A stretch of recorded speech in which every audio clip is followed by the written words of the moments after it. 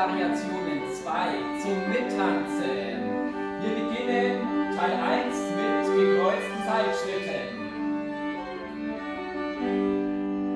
Und Kreuz, Seit, schließen, Kreuz, Seit, schließen.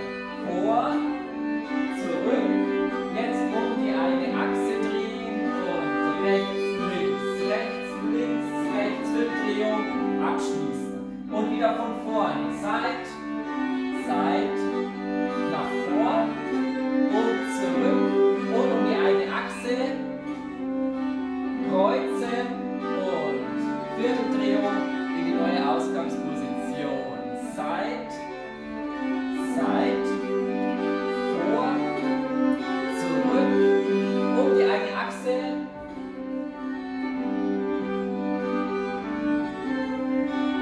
Ich zähle dabei mit und 1, 2, 3, 4, 5, 6. 1, 2, 3, 4, 5, 6. 1, 2, 3, 4, 5, 6. 1, 2, 3, 4, 5, 6. Zur Seite, nach vorne und zurück, drehen. 1, 2, 3.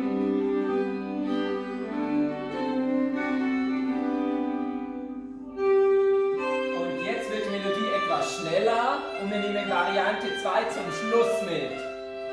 Drehen.